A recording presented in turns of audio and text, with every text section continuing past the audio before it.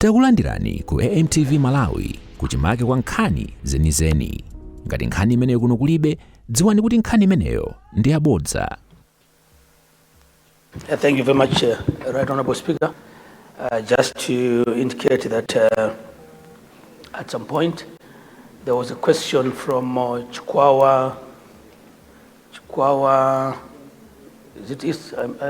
Is it Central West?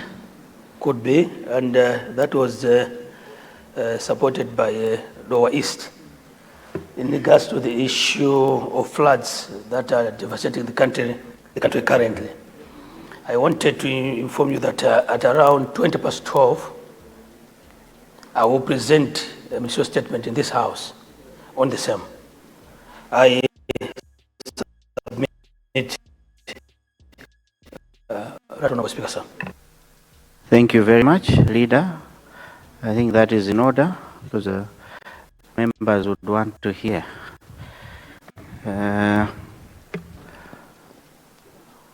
We also had Kotakota Central, who we just advised to use Form 14 or 69, 14 to raise that issue.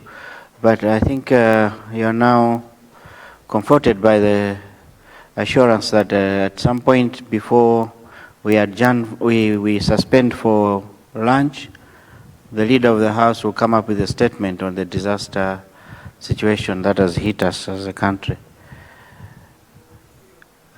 Yes, Kotakota Central. Yes, Honorable Speaker, I do confirm that I filed a notice of intention to move a motion for the House to discuss the flood situation and our capacity to respond thereto.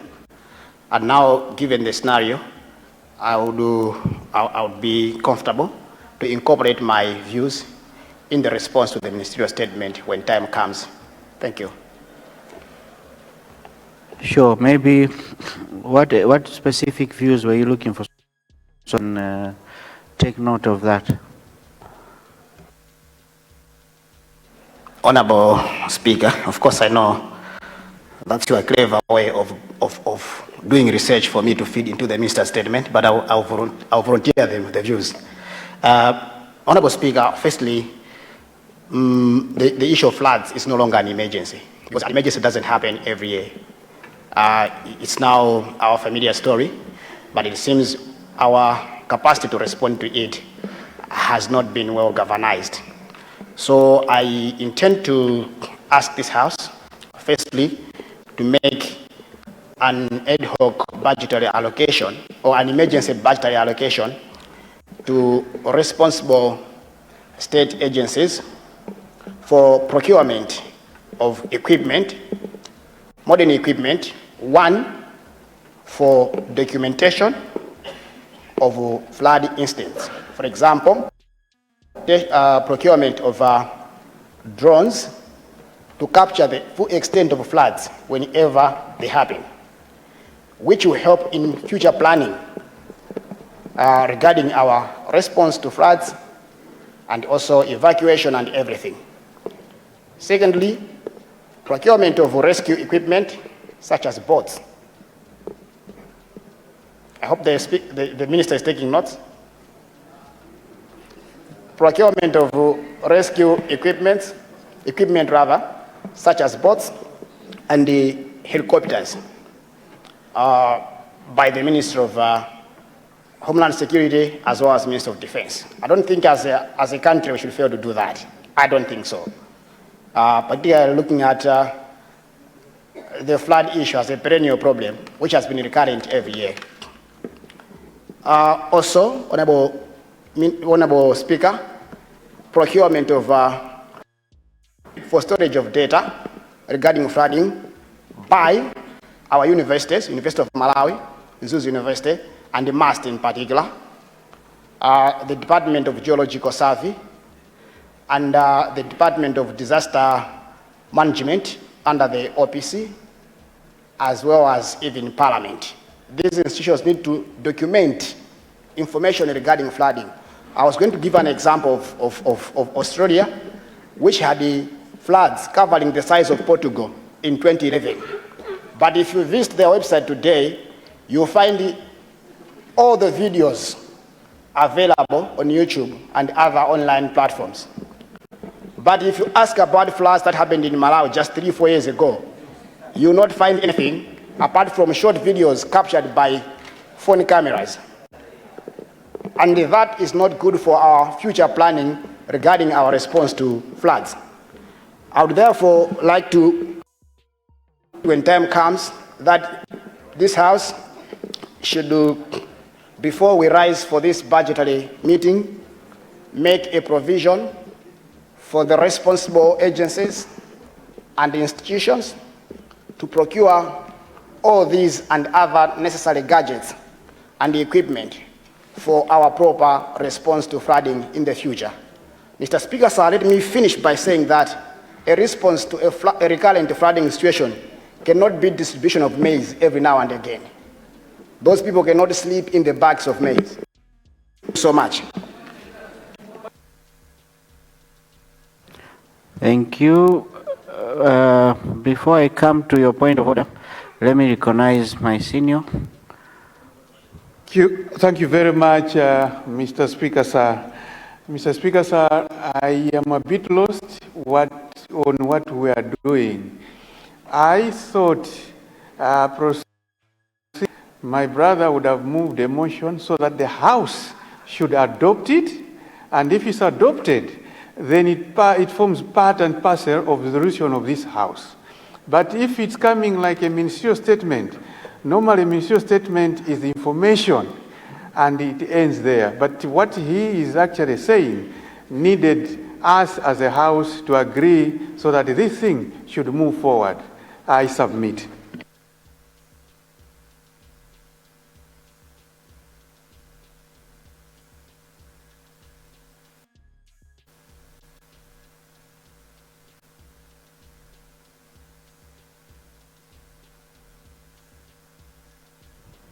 Thank you, Honorable, my senior there. I think the Honorable Member from Kotakota Central was bringing the matter under Standing Order 14, so that the matter is discussed and debated in the House. Unless if there's a specific action that he wants to be done, then we can ask the Honorable Member to bring it in form of a motion. But if it's for discussions, I think Standing Order 14 is the right standing order which we have advised him to do. And normally that would require the Minister either to respond or bring a statement. And I thought since the leader has already prepared the statement, I thought it would just be wasting time to start the process again. But if there is a specific issue that the member would like to happen, then he has to bring it in form of a motion. But otherwise, if it's for discussions and debate and find a way forward, I think Standing for Order 14 will do the job. Thank you, my senior.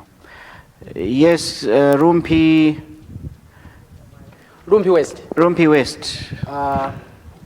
Mr. Speaker, sir, I did submit my issue concerning these issues which are on the floor concerning the flooding in Rumpi district, as well as Rumpi West, under Standing Order 14 on Monday. I wanted to find out whether it had its defects that it cannot be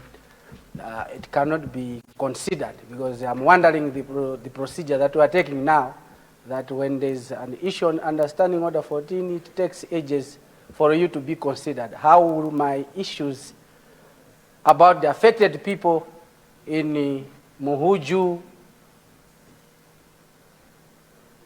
Borero, Hewe, Mwazisi, even Poka, where the flooding has displaced many, will be considered in the ministerial statement if I'm not recognized having submitted my issue. I was looking for your guidance whether you will consider my issue next week or not. Thank you, sir. Thank you, Rumpi West. Did you fill a form? I did. When was that? Monday. Okay. And it was submitted through the table clerks. I saw it. Maybe they threw it down. They can check. Yeah. Let the table clerks check for that. But at the same time, once the minister gives a statement, I will give you the floor so that you can also air your concerns out. The same goes with Nkota Central. I will give you a floor so that you can, if there's something that the statement did not address, you can come in and say what you have to say. So I hope that is in order. Thank you, Speaker, sir. That is in order. Thank you, Rumpi West.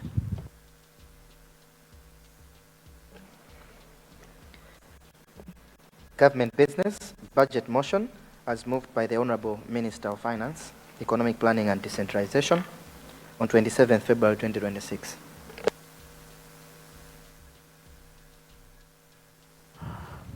Leader.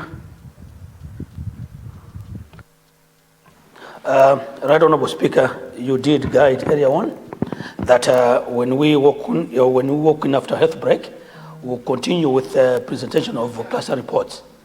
And I thought that's where we are. So we now give it to the chairpersons of the cluster that did not present. Thank you, Right Honorable Speaker. Thank you, Leader. Cluster Committee chairpersons. I see Palombe South. I'll give you the floor, Palombe South.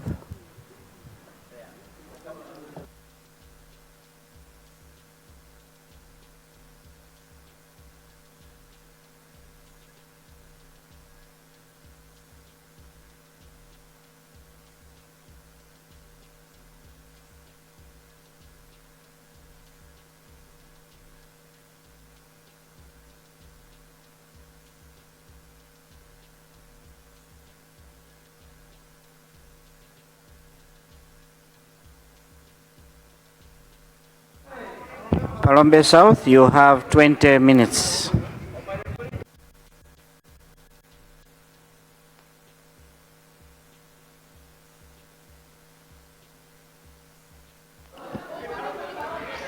Thank you, Right Honorable Speaker, for according us this opportunity. Cluster number 1 on agriculture and natural resources to present a cluster report today. On behalf of the Cluster Committee on Agriculture and Natural Resources, I stand here to present the key findings of Cluster Committee number 1 following through analysis of the 2025, 2026, and 2026 and 2027 financial years. Your cluster was tasked to analyze votes 190, 275, 470, and 490. Which focused on key institutions under agriculture, natural resources, environment, mining, and energy as follows: National Herbarium and Botanical Gardens, Malawi Mining Investment Company, Malawi Mining Regulatory Authority, Malawi Environmental Protection Authority, Atomic Energy Regulatory Authority, Ministry of Energy and Mining, Ministry of Natural Resources, Ministry of Agriculture and Water Development, ADMAC, National Food Reserve Agency, Small Farmers Fertilizer Revolving Fund, National Water Regulatory Authority, Cannabis Regulatory Authority, Cotton Council of Malawi, and Pesticides Control Board. Mr. Speaker, sir, across the votes reviewed, the committee observed a recurring pattern of inadequate funding, delayed disbursements, and weak implementation capacity, all of which continue to undermine service delivery and national development. Mr. Speaker, sir, let me begin with the Ministry of Natural Resources and Climate Change and its key agencies and departments. Vote 470, Ministry of Natural Resources and Climate Change. In the 2025-2026 financial year, The ministry had a revised allocation of approximately 25.210 billion, while in the 2026-2027 financial year, the allocation has been reduced to 22.985 billion. Mr. Speaker, sir, the committee notes with concern that this reduction comes at a time when the country is facing escalating climate shocks and inconsistencies, environmental degradation, and increasing demand for sustainable natural resource management. The committee further observed that ministry continues to face critical challenges, including adequate and unpredictable funding, high staff vacancy levels, weak infrastructure, and declining financing, which has become 6.28 billion to 3 billion. However, Mr. Speaker, sir, the committee commends the government for prioritizing meteorological services, which are critical for early warning systems and climate resilience. However, there is still a need to assist the meteorological department with an additional 200 million for office rehabilitation. Mr. Speaker, sir, your cluster therefore recommends as follows. Treasury should consider increasing funding to the ministry, particularly for core departments. There is need for urgent recruitment to be undertaken to fill critical vacancies. For instance, the recruitment of forestry guards at the Department of Forestry and development financing should be enhanced to support climate adaptation programs. Climate change financing should be a priority as it provides resources for early warning systems, climate resilience, infrastructure, and disaster preparedness and recovery. On vote 275, Mr. Speaker, sir, National Herbarium and Botanical Gardens, the committee also reviewed the National Herbarium and Botanical Gardens.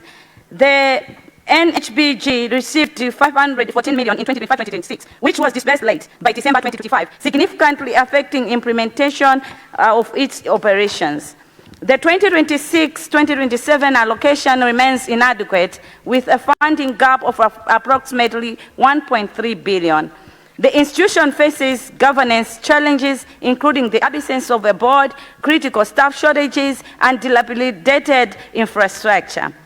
The committee strongly recommends allocation of an additional 857.7 million to cater for recruitment of key staff, architectural designs for the 3 botanic gardens in Lilongwe, Mzuzu, and Zomba, and rehabilitation of its infrastructures. Currently, the botanic gardens is renting offices. They also need a waiver to recruit key staff. Currently, there is no accountant, no internal auditor, and they have only 3 scientists, and everything is being done by the CEO who is in place. An urgent reconstitution of the board is needed. On vote 275, Mr. Speaker, sir, again, MEPA, Malawi Environmental Protection Authority. MEPA plays a central role in safeguarding environmental compliance. MEPA was allocated approximately 1.4 billion in 2025-2026, increasing slightly to 1.7 billion in 2026-2027, but this remains insufficient. Despite funding challenges, MEPA achieved over 90% budget utilization, demonstrating commendable efficiency. However, it operates with only 17 staff against a requirement of 92, and severe mobility challenges, including lack of utility vehicles. MEPA has no vehicle, even one, and officers use personal vehicles for operations.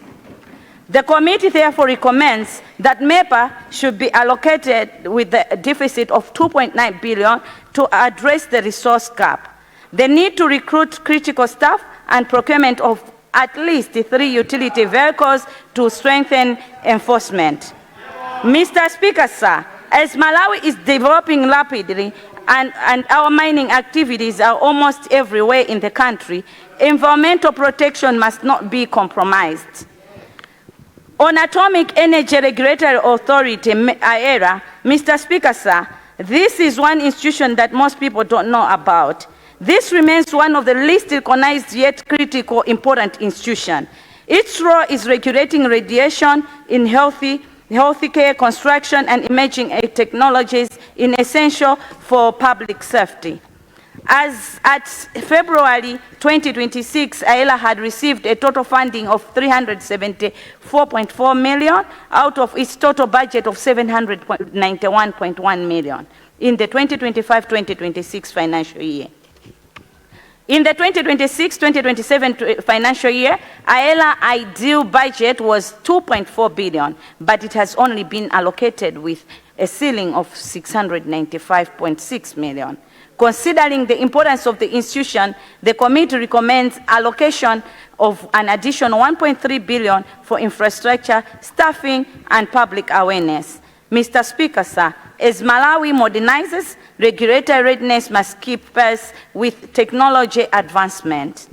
On mining and energy sector, Mr. Speaker, sir, allow me to present an analysis from the mining and energy sector and its related agencies and departments.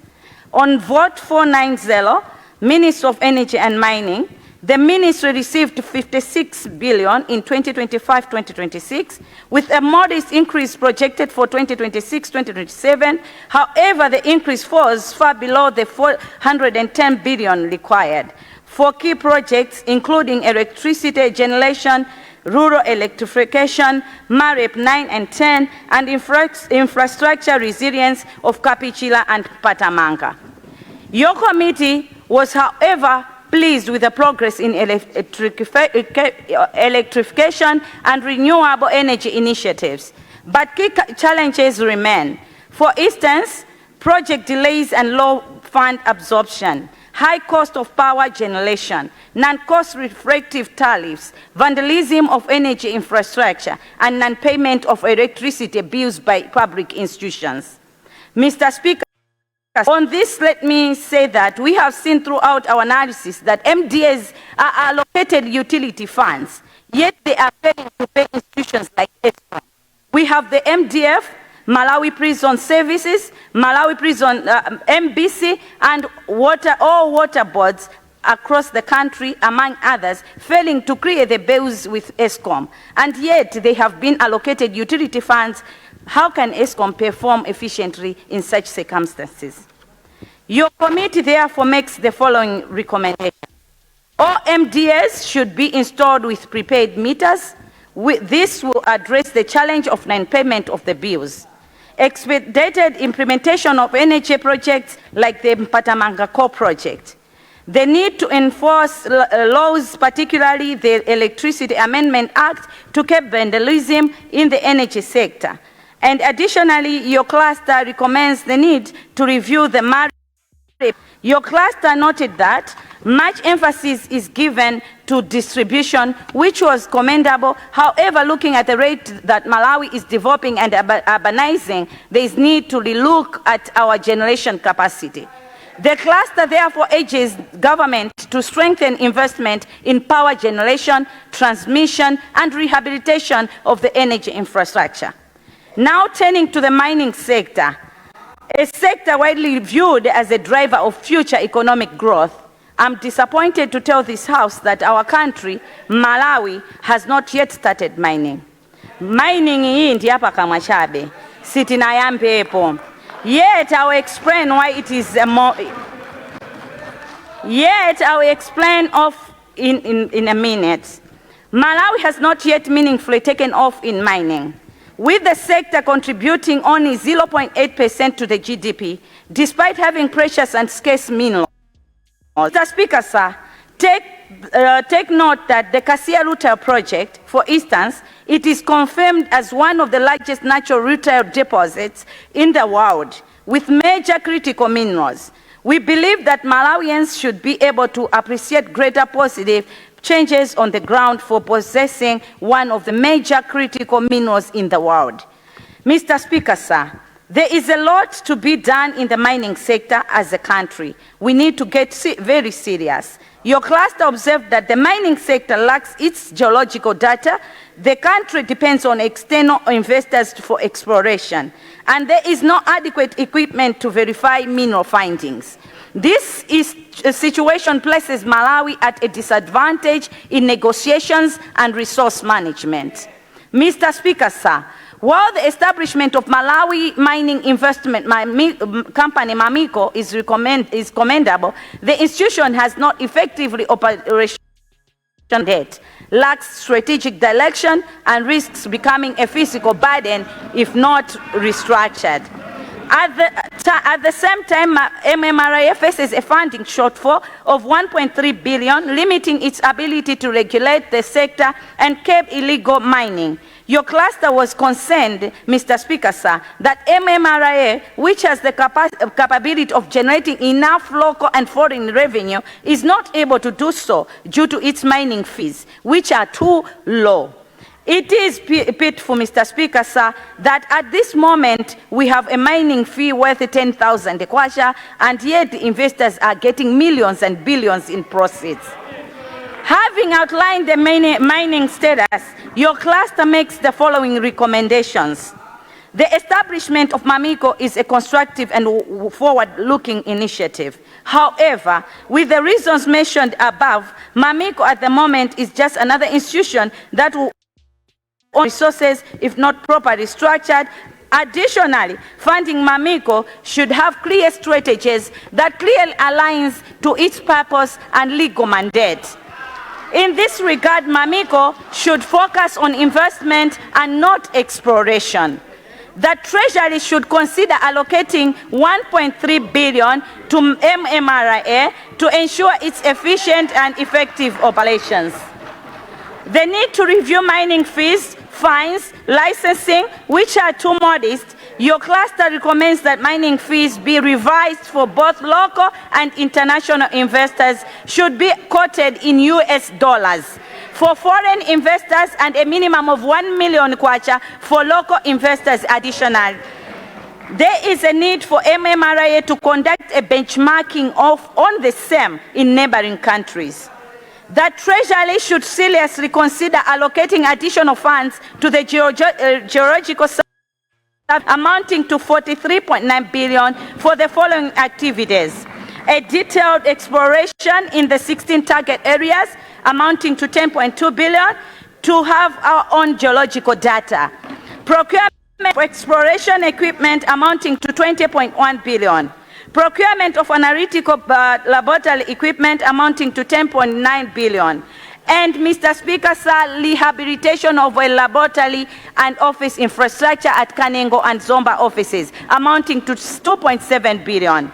Mr. Speaker, sir, before I turn to the agriculture sector, I wish to plead with the Minister of Finance and this House that funding the energy and mining sectors is not just beneficial, it is strategically essential. The sector presents untapped national wealth. However, without funding, minerals remains undiscovered or unexploited, or better yet, abused, because we are currently blind. With mining and critical minerals that are being discovered, we are assured that we can generate government revenue, forex exchange, create employment, and ultimately lay a strong foundation solid enough for our generations and those to follow. Likewise, funding the environment sector is strategic investment for the stability of our economy, public health, and long-term development, and should also be seriously considered. Mr. Speaker, sir, allow me to turn to agriculture and its related agencies and departments. Vote 190. Mr. Speaker, sir, the total budget allocation to Ministry of Agriculture increased from 822 billion in 2025-2026 financial year to 971 billion in 2026-2027 financial year, with 317.6 billion going towards ORT, 18.7 billion towards personal emoluments, 531.7 billion towards development part 1, and 103.2 towards billion towards development part 2. The cluster noted that 2026-2027 budget estimates has a total 971.36 billion, which includes 111.45 billion for the Farm Input Subsidy Program, FISIP, representing a 54% reduction from 241 billion in 2025-2026 fiscal year, a cut that risks reducing beneficiary numbers. Mr. Speaker, sir, the cluster further noted with great concern that irrigation development funding has been slashed by 83.25% from 292.240 billion in the 2025-26 to 48.940 billion, nearly eliminating small-scale irrigation at a time when climate change impacts are felt worldwide. Irrigation serves as essential insurance for our farmers. This cut must be urgently revisited. Mr. Speaker, sir, the cluster observed that certain allocations under this vote belong to other ministries, like the trade program listed under agriculture but run by the Ministry of Local Government, and outdated projects like National then Region Water Board and Rumpi Water Supply, long expired with no funds. Therefore, EPD and D must relocate these projects to stop inflating the agriculture budget. Mr. Speaker, sir, the cluster further noted that ministry requires a total addition to 275 billion, compromising 265 billion for the agriculture sector and 460 billion for the water sector. The water sector remains heavily underfunded. Therefore, the cluster recommends that the Treasury should seriously consider these allocations. Mr. Speaker, sir, under the water sector, I draw your attention to the Salima Lilongwe Water Project as a strategic priority. It is without a doubt that current water sources supplying the capital are depleting and forward planning is urgently needed. Lilongwe hosts foreign dignitaries, government functions, but in a special way and in a particular way hosts the #1 citizen of Malawi and a large share of the population. We cannot afford a capital city without water. The project must therefore be prioritized and be funded now. We urge the ministry to allocate the necessary resources. Specifically, the cluster recommends the following additional resources as follows: 105 billion for maize purchases, 121 billion for FISIP, 9 billion for Lilongwe Water Supply Project, $215 million bond financing for Salima Lilongwe Water Supply Project, 9.5 billion for Nkarabe Water Supply Project, and 500 million to facilitate establishment of the fertilizer manufacturing plant. Mr. Speaker, sir, regarding mega farms, the cluster noted with grave concern that the unit owes over 20 billion to the smallholder farmers fertilizer revolving fund and more than 2 billion to NIF due to non-repayment of loans as reported by the ministry. Nevertheless, the mega farms unit has implemented measures to ensure full repayment of every loan, including initiation of legal action and engagement with the Attorney General. Mr. Speaker, sir, the cluster strongly recommends that ministry should provide adequate support and resources to the mega farms unit to ensure full repayment of all outstanding debts and to enable it carry out its operation effectively. On ADMAC, Mr. Speaker, sir, cluster was informed that for 2025-2026, ADMAC was allocated 53.7 billion, which increased to 60 billion in 2026-2027. The funds are meant for purchasing commercial maize and other crops, and has an allocation of 26.7 billion for contract farming activities. This is a welcome progress, and the cluster commends the government for these allocations towards ADMAC recapitalization. Nevertheless, an 80 billion funding gap persists. The cluster urges the government to meet the deficit and prevent ADMAC from resorting to costly bank loans. The cluster further noted that ADMAC receives funding late. forcing it to enter the market late and fail to complete the purchasing process in good time. For instance, in the 2025-2026 financial year budget, ADMAC was allocated 53.7 billion but received only 5.5 billion for commercial activities, with 2.5 billion funded as late as February 2026, resulting in reduced volumes of commodities purchased.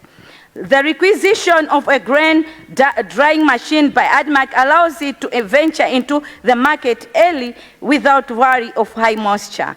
We therefore urge the government to release funds by April each year, right after the budget has been passed, to enable ADMAC to buy early before the commodities are depleted on the market by vendors.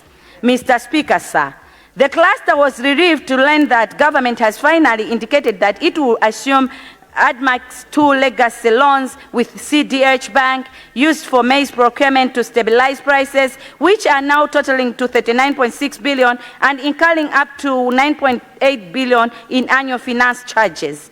This relief will significantly lighten ADMAC's burden, and cluster is convinced that ADMAC can now effectively fulfill its mandate.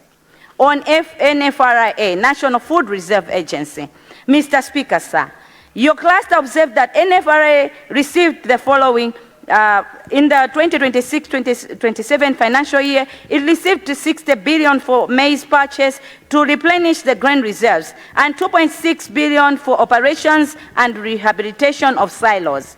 The cluster feels the allocation is inadequate, as it was observed that despite an initial 60 billion allocation in the 2025-2026 financial year, total spending on maize purchase reached 188 billion with an estimated 195 billion in this financial year, in the coming financial year. Mr. Speaker, sir, given the nation's heavy resilience on NFRA for disaster management and emergency food supplies, particularly amid reported floods and dry spells in parts of the southern region, northern region, and across the country, the cluster strongly urges government to revise NFRA's allocation for maize purchases to ensure adequate grain reserves.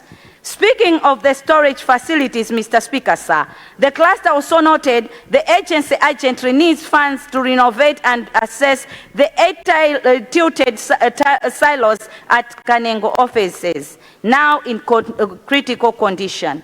Mr. Speaker, sir, the cluster recommends an allocation of 10 billion to NFRA for rehabilitation of the Limbe Transit Depot, which requires critical maintenance. This depot is vital for the southern region, which is prone to floods and dry spells, as it serves government and development partners for storing disaster relief items. We believe that depot also holds strong revenue potential through warehousing rentals and could become a leading warehousing entity with proper management. Given the infrastructure's dire condition and urgent needs, we urge immediate resource allocation to enable timely rehabilitation. Mr. Speaker, sir, cluster further recommends transforming NFRA from a mere agency into a full-fledged authority, thus enabling it to commercialize operations, forge broader partnerships with private entities and international stakeholders. Elevating it to an authority status would grant greater autonomy, enabling market-driven initiatives such as warehousing and commercial grain trading, making it self-sustaining while strengthening national food security.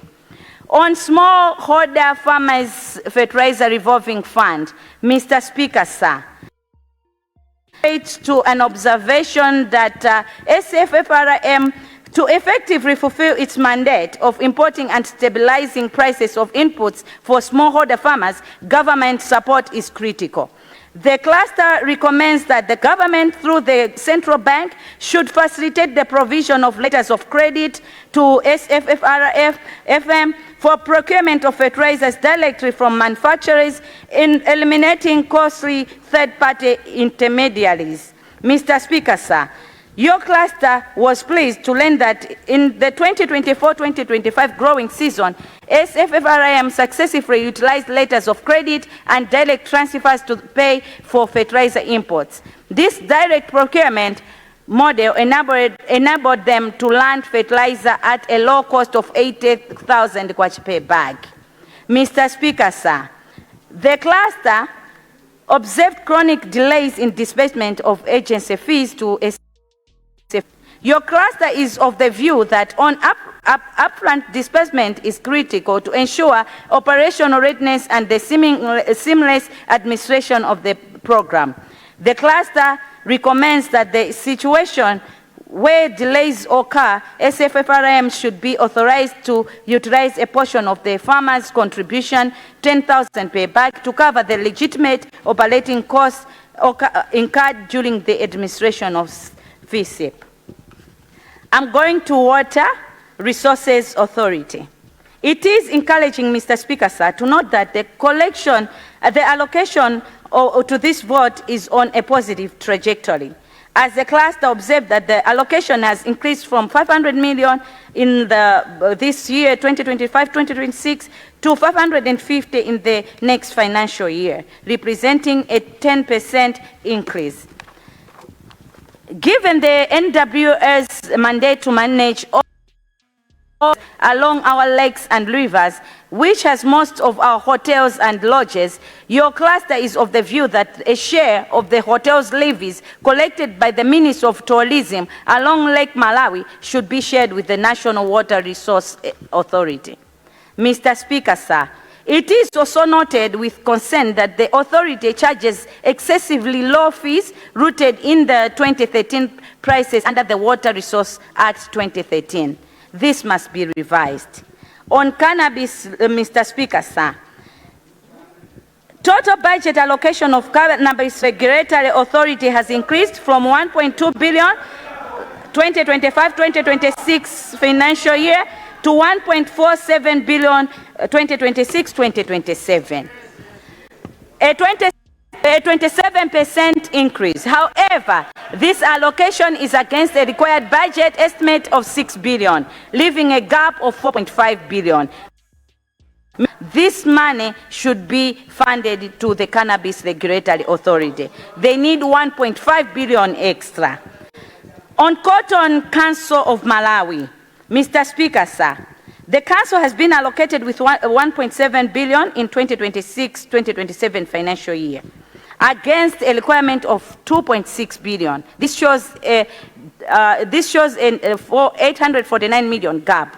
Mr. Speaker, sir, to revamp Malawi's dyeing cotton industry, the government must deliberately intensify support to the Cotton Council, including subsidizing input costs for farmers.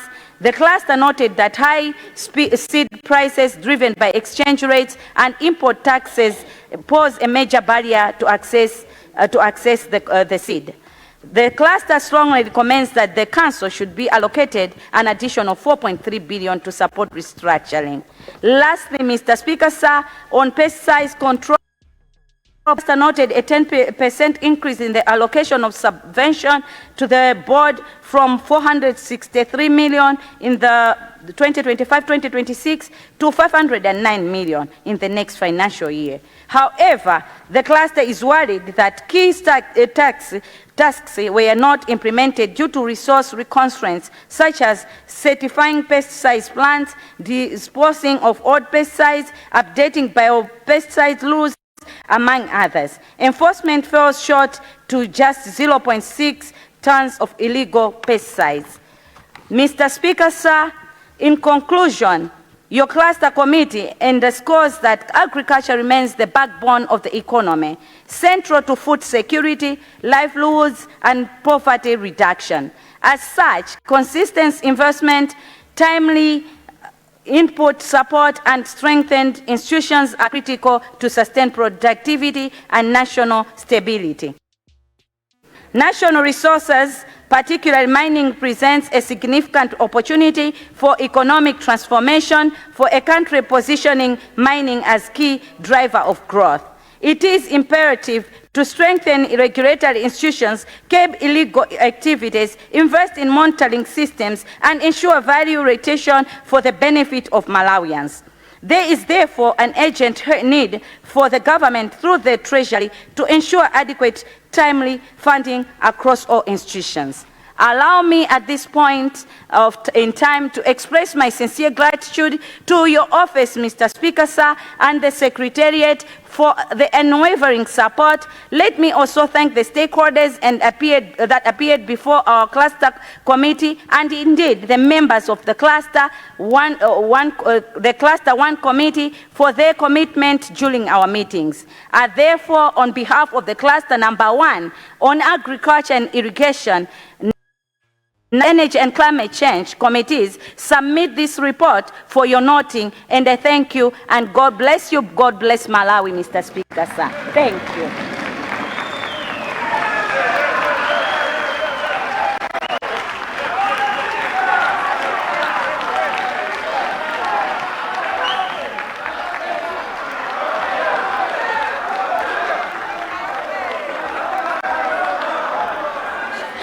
Thank you.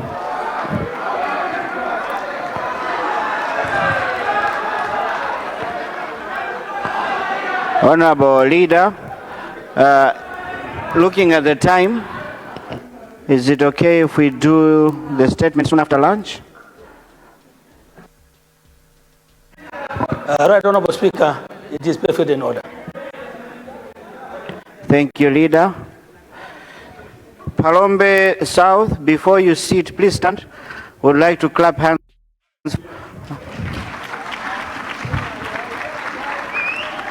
Thank you so much.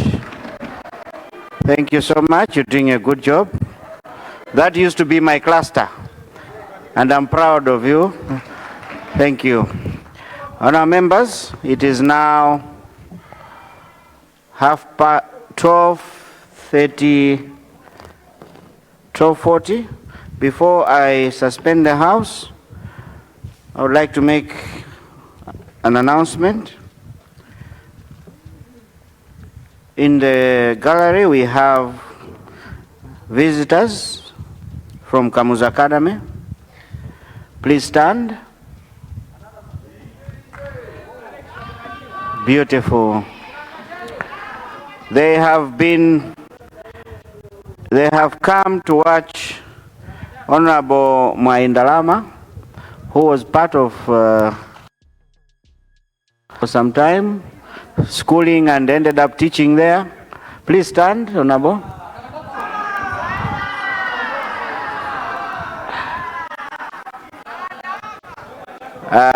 It is nice to see. Keep it up. You are most welcome. Enjoy your day. We hope that one day Parliament will also visit Kamuzu Academy. Thank you. You may take your seat. Honourable members, we also have St. Edmund Primary School coming from Kotakota Central. St. Edmund, please stand. There you are. Beautiful. You are most welcome. Kotakota Central, thank you for bringing us, our students, to witness Parliament. Thank you so much. Honourable members, it is now 12:43. We suspend the House to 2 o'clock for lunch. House suspended. Osaiwala kupanga subscribe ku channel ya AMTV Malawi.